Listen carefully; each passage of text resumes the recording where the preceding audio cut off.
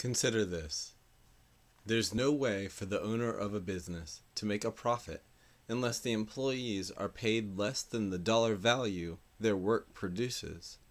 This gap between how much money the employees earn for that business versus what they are actually paid is the source of all profits that an owner takes home. These profits are technically known as surplus value. Now consider this. If all the employees who worked at a company suddenly became the collective owners of that company, how much would they decide to pay the former owner? Well, if the owner had also been the manager of the company and had been doing a good job, the employees might want to keep the former owner on as a worker and pay that owner, now a manager, to continue to manage the company. However, the workers almost certainly wouldn't choose to pay the former owner as much as that owner previously took home in profit.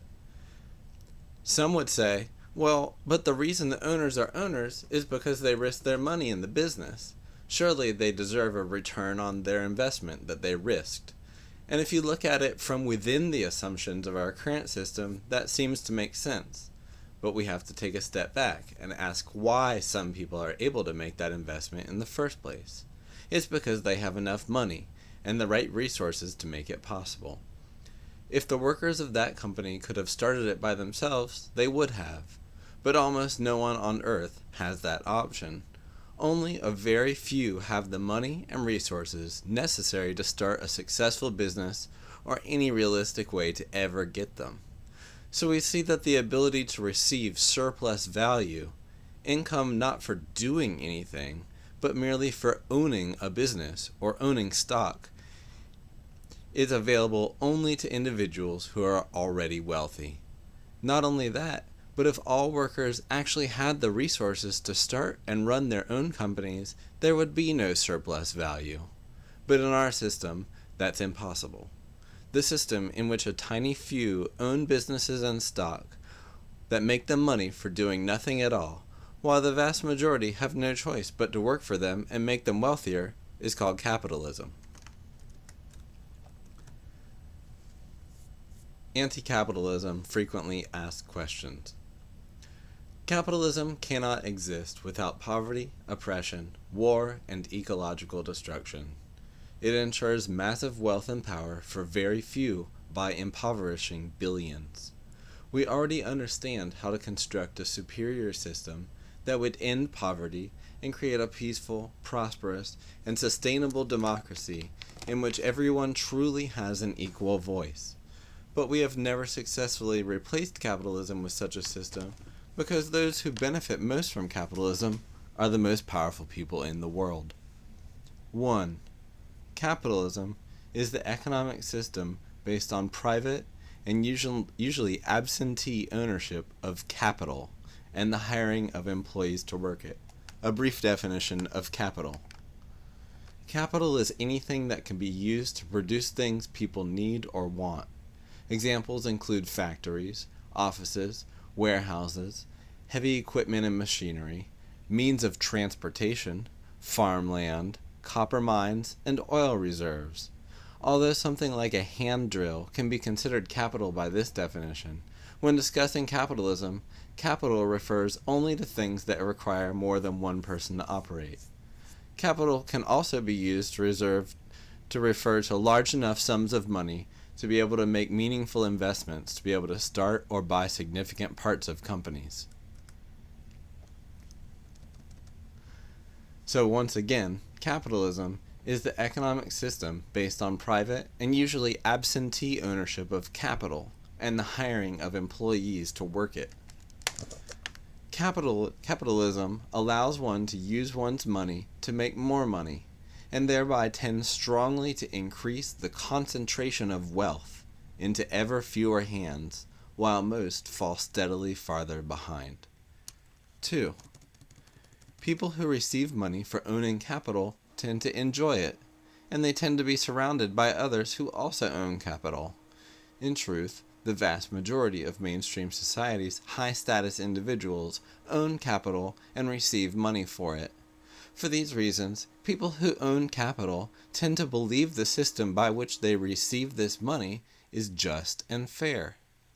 As a result, Those who own a great deal of capital, that is, the very wealthy, tend to support political, economic, and judicial policies that protect capitalism and make it more profitable. 3. Wealth is power.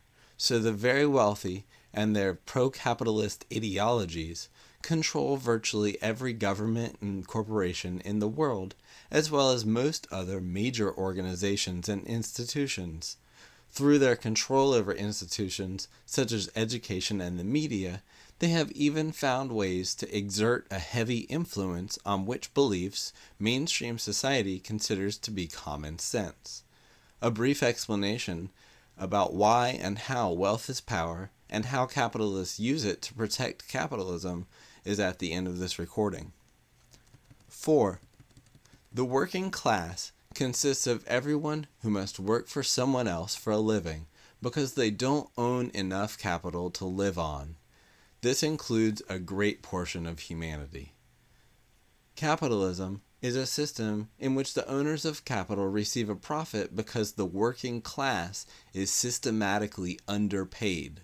So the survival of capitalism depends on the working class not fully understanding, or at least not successfully challenging this exploitation that leads to them being underpaid. Because the most powerful people in the world support capitalism and want the ownership of capital to be as profitable as possible, policies are put and held in place that keep the working class, to varying extents among our various sections, poor, oppressed, isolated, distrustful, fearful, desperate, distracted, overbusy, addicted, uninformed, misinformed, and generally miserable, and therefore exploitable, and strongly discouraged from fully understanding and uniting against capitalism. What's more, a small fraction of workers in the world, known as the labor aristocracy, have a privileged position among the world's workers. These workers are located overwhelmingly within imperialist countries, for instance, the United States or even Denmark, or developed world allies of imperialist countries, for instance, South Korea.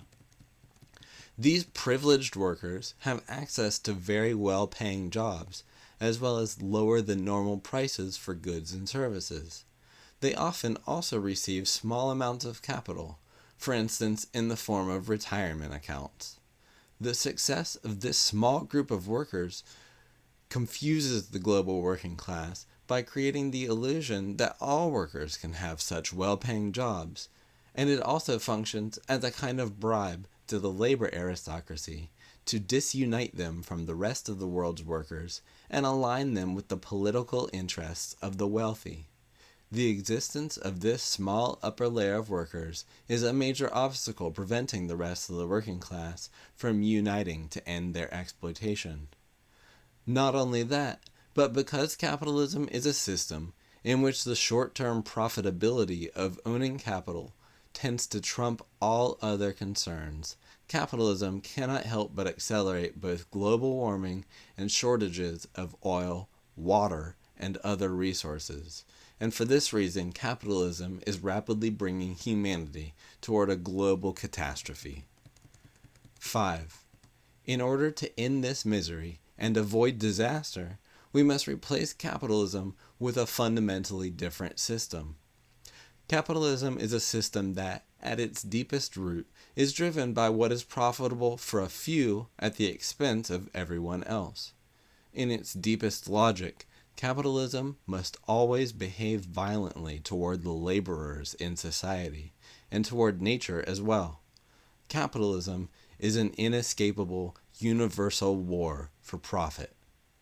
The system we replace capitalism with must avoid competition for profit. The only way to restructure society to eliminate competition for profit would be to eliminate private ownership of capital, and instead move to a planned economy that is truly democratically run. For a society, and therefore its planned economy, to be truly democratic, with a government truly made of and run by the individuals, it would have to truly guarantee the nurturing of all individuals and the fostering of their abilities to their full potential, and guarantee the resources that everyone needed to flourish. Such an arrangement of society would foster the development of a real and broad spirit of cooperation, trust, and goodwill, since there would no longer be, as in capitalism, an economic need to compete with the rest of society for one's own well-being, nor the stress-inducing constant threat of poverty and violence. Such a society would give everyone a large amount of ability, time, resources, and desire to engage in the cooperative running of society, including planning its economy. 6. In order for capitalism to be replaced with such a true democracy, those with the motivation and ability to accomplish this, the oppressed and exploited people of the world, must come to power. In order to come to power, the oppressed and exploited people of the world must create organizations that will allow them to do so. We must work to create democratically run mass organizations of oppressed and exploited people that can and will bring about the replacement of capitalism with a true democracy. 7. The current largest and most successful democratically run mass organizations of the exploited and oppressed that intend to replace capitalism with a true democracy follow a political philosophical guide to action called Marxism-Leninism-Maoism.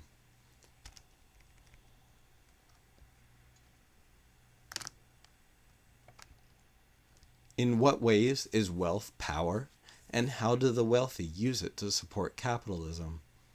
To start with, the biggest supporters of capitalism, that is, those with a great deal of wealth, don't usually refer to their activities as supporting capitalism. Instead, they talk about supporting whatever is good for business, or in the interests of U.S. national security, where U.S. national security, of course, depends on the flourishing and the profit of its largest multinational corporations. And so in every case, what they mean by either good for business or in the interests of national security is that they will support whatever will allow large multinational corporations to receive the greatest profit, and therefore whatever will deliver the most profit to those who own stock.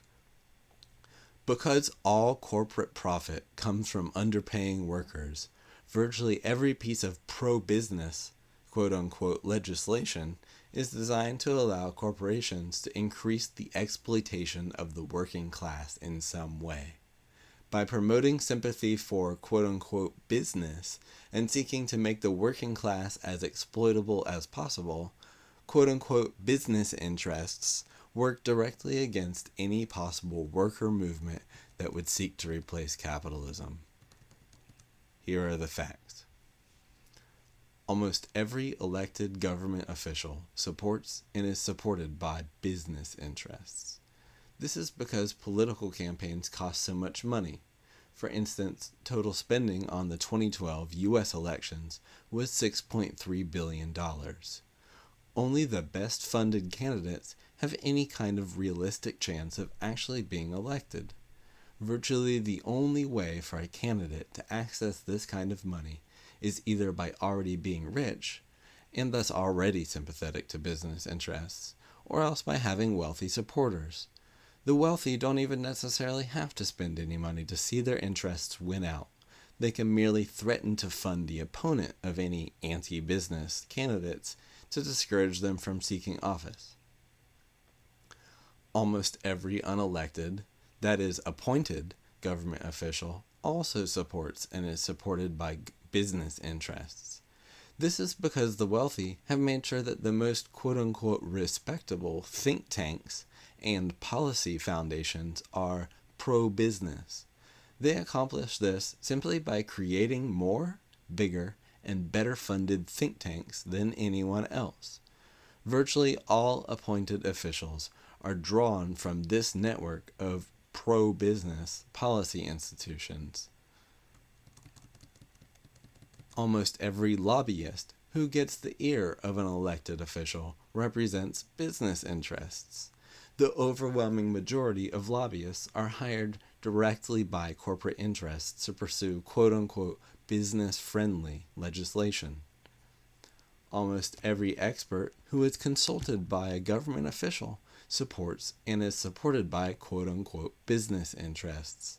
This is again because the wealthy have ensured that the most quote-unquote respectable policy institutions are pro-business, and thus virtually all quote-unquote respected policy experts come from that same network of pro-business institutions. Almost all the heads of major universities support and are supported by business interests.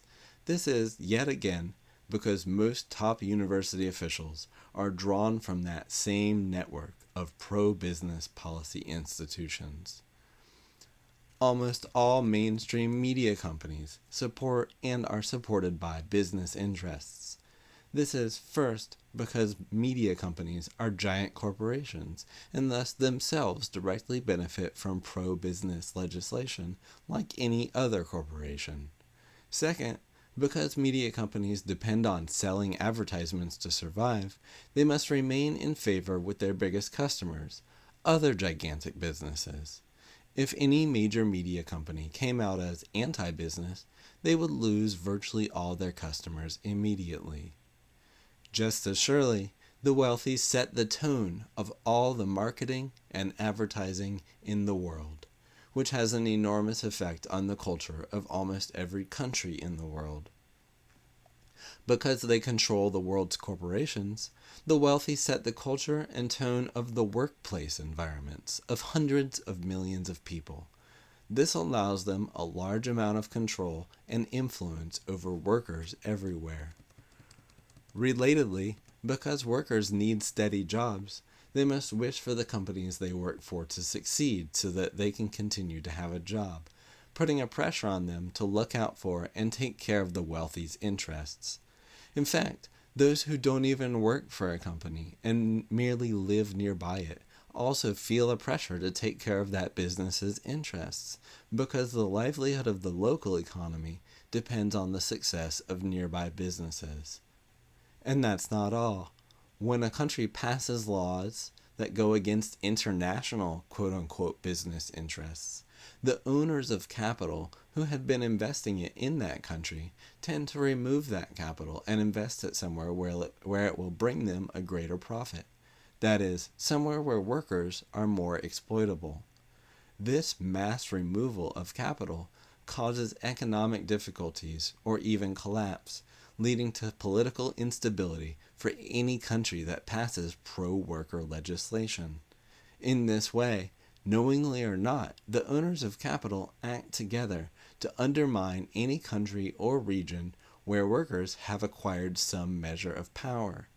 This puts a pressure on whole countries to think about and take care of what is best, not for the majority, not for the workers, but for the wealthy owners of businesses and for multinational corporations.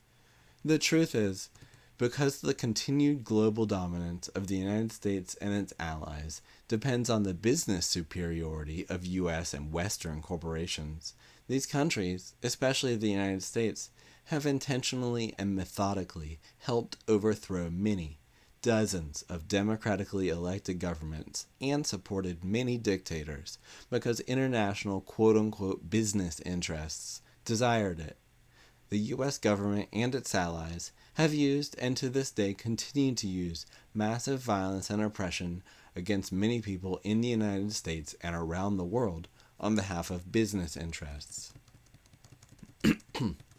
Couldn't we just pass laws to limit wealth and restrict how it can be used, but keep capitalism? Well, the problem is not the lack of good policies.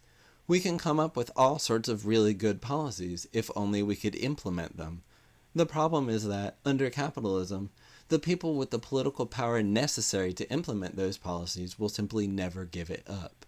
And if it is taken from them, even to a small degree, they will work tirelessly to seize it back. They will never voluntarily allow policies to be implemented that would limit their power. For instance, Tax rates on the super rich were raised under the New Deal because the people as a whole rose to demand it to such a point that capitalism itself was endangered. But because capitalism itself was not ended, the wealthy slowly and surely used their wealth power to change the laws and lower the tax rates on themselves once again.